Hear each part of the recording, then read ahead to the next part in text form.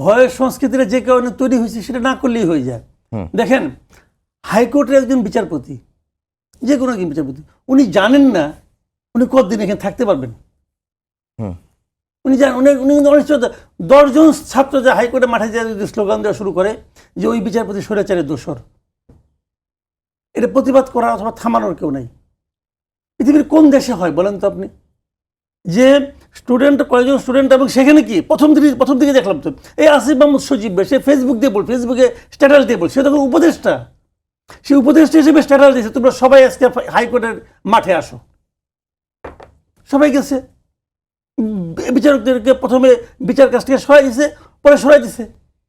একটা জিনিস, মানে শহীদ ভাই অনেকদিন তো আপনি প্রশাসনের সঙ্গে ছিলেন, একসময় ডিসি হওয়ার জন্য মানুষের মধ্যে একটা মানে প্রতিযোগিতা হইতো, ধরাধরি হইতো, আমাকে ডিসি বানান। আর এখন যোগাযোগে দেখেন কেউ ডিসি হতে চায় না, কারণ এই সরকার তো চিরজীবন থাকবে না, এটা তো অন্তর্বর্তীকালীন সরকার, এটা তো অনন্তকালীন সরকার না। তা আমি আজকে ডিসি হয়ে যাব, 2 দিন পরে নতুন গভর্নমেন্ট আসবে, আসে বলবো তুমি তো এই করছো, ডিসি হিসেবে সরকারের এটা করছো। তোমার 2018 সালের সব ডিসিকে আপনি বাদ দিয়ে দিলেন, সব ডিসিকে। এখন তাহলে তাদের জন্য অভিশাপটা কি 2018 এই শব্দটা?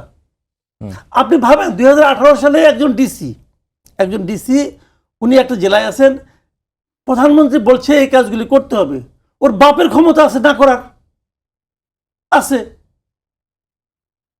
তাহলে তার দায়টা কি? এবং নির্বাচন যখন হয়, নির্বাচন তো এই সমস্ত গন্ডগোলগুলো কারা করছে, এটা তো বেসিক্যালি ডিসির হাতে দেখা কিন্তু হয়, ডিসি দিয়ে সবাইকে অর্ডার করে তোমরা এভাবে করো, এটা তো থানা পর্যায়ে হয়েছে, থানার ওসি পুলিশেরা করছে।